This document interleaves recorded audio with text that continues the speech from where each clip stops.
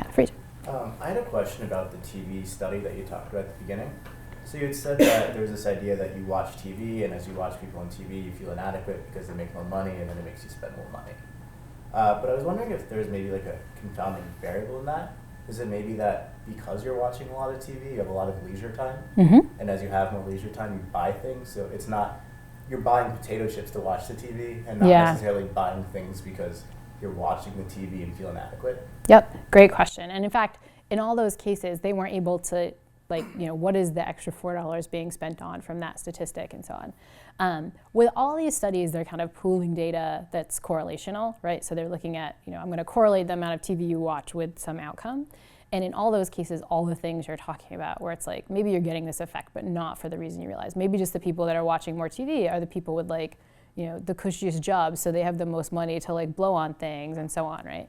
What would be awesome is to do those same studies in a more experimental way, where you just assign people. I just bring random people off the street and I assign you to watch more TV, and I ask if that impacts your behavior. Those kinds of studies haven't been done yet, but I think those are the kinds of studies that are being done in a different context, like in the Facebook study, where I assign people to look at Facebook, and not necessarily in terms of money spending, although they didn't look at that, but some of the same effects are there.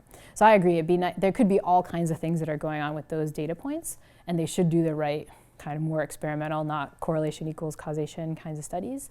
But my prediction is if they did them, you probably could get a lot of the same effects. And one of the effects in there that does worry me that we already have is this idea that when you watch more TV, you perceive your income as worse. So if it really was the case that people who are watching a lot of TV had more salary and more leisure time, maybe they wouldn't just necessarily see their absolute salary as worse than the same salary if you didn't watch some TV. But totally agreed, it'd be awesome. A lot of the studies we're gonna see, and this is gonna be true for the whole course, is like, if you just looked at that one study, you'd be like, okay, there's like a way better way to do that study and we should do it the right way. But sometimes the mass of all this evidence together starts building the same case. But yeah, totally right. And whenever you see a correlation, you should call me on like, okay, what's really doing the work there? Is it the thing you think, or is it like something else? Yeah. Yeah, my question is regarding social comparisons. Mm-hmm. I guess we are at the end of the day like super social creatures, particularly a college campus where students are always looking over their shoulder to see how other people are living their lives. Mm-hmm. So I guess like one way to avoid it is just to put all these filters, such as deactivate Facebook or use less social media. But other than like kind of totally just detaching yourself from the social realm, which is kind of impossible, what other factors kind of help with the problem of social comparison other than proximity? Yep.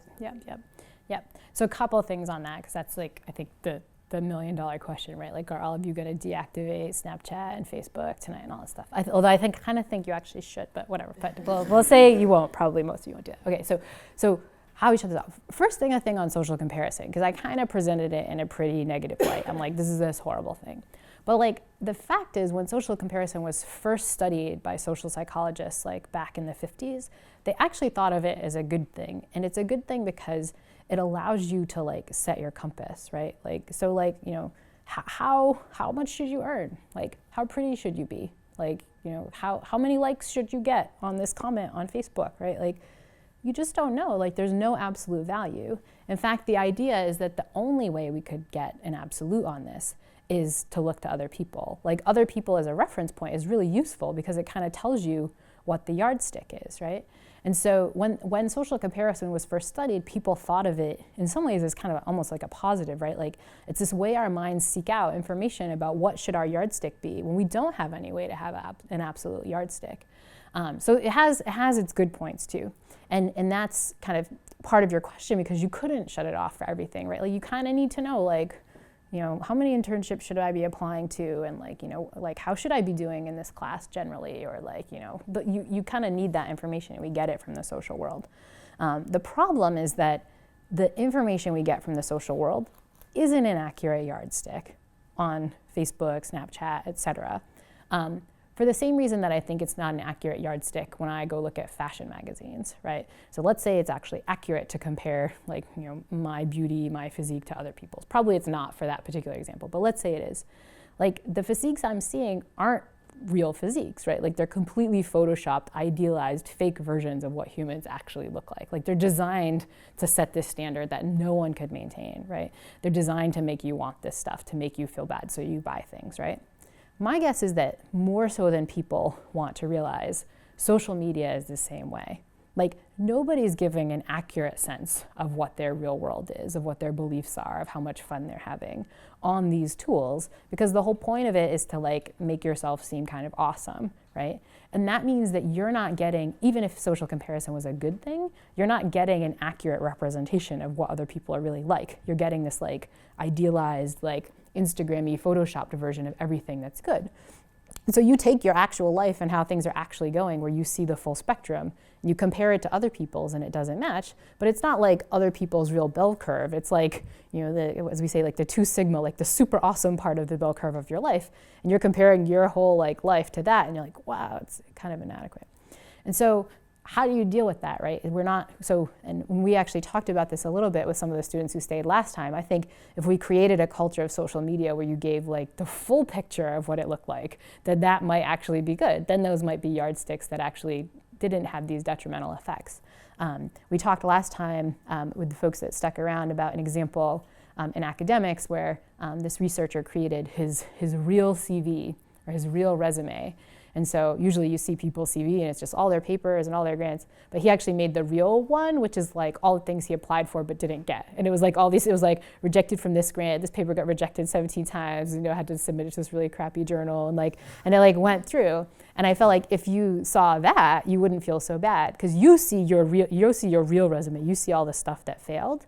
And because of a bias we'll talk about in future times, another silly, awful feature of the mind is that it pays way more attention to the negative stuff than the positive stuff. We're just built to seek that out. Like a tiger could be jumping out, all our attentional resources are seeking out the bad stuff. So when you look at your real CV, you actually tend not to see the good stuff. You see the bad stuff very saliently. It's attentional bias. Then you see other people's resume and you're like, oh, they just got this awesome internship. But you don't know they applied for like 70 others that they didn't get, that they're sad about, and so on. And so one solution is to have everybody be more accurate about the real stakes. Probably that would be fantastic, and you guys could start this wonderful cultural revolution, but my guess is that's not going to happen. The second is to explicitly realize that that's the case, right? And so in the context of these kind of magazine images, you can shut it off a little bit by realizing these things are photoshopped. Like before you look at it to be like, this model is actually not that thin, she's like photoshopped. That does a little bit to kind of shut off that reference point's power.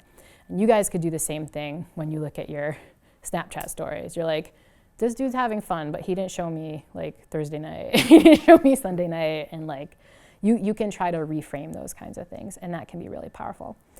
The final thing you can do is reset your comparison point so it's not so extreme, right? And downward social comparisons aren't always as powerful as we think, and they don't, as you saw in the Facebook example, it doesn't give you exactly what you need, but you can sometimes change your comparison a lot by just not having it only be your other Yale colleagues here. You can think that there are all kinds of college students with all kinds of backgrounds who lack the kinds of accolades that you guys have. You can think even more awfully that there are people without like just reasonable means of being here. You know, you can pick your social comparison group to be way different than you, and sometimes that can cause you to realize, like sometimes you can use the power of social comparison for good, because you're realizing that like what looks bad to you is not actually that bad in the scheme of things if you use other people. And sometimes the act of kind of counting your blessings, as we're going to talk about next time, is a sort of form of that and can be really powerful. So you don't have to shut off Facebook and all these things, although I actually feel like, again, if you're trying to get a job that's going to give you a good income, you have to recognize that the data is that's going to be half as effective in making you happy as just shutting off social media. So choose that as you'd like. Definitely a miswanting in your mind, but try to use these kinds of techniques to feel better. And if you're game, you know, again, you sort of mispredict how happy it'll make you. Like, try it. Like, there's no rule that says you have to have that stuff on for a week. Just shut it off for a week, and then take that authentic happiness survey. Maybe just that alone is going to bump you up a couple points more so than you expect. Any questions? All right, we will finish for this week, and next week we will return to get the actual things that will make you happy, the actual way you set these biases off. In the meantime, make sure you do your strengths test, because that will become relevant in just a bit, and we will see you next Sunday. Awesome.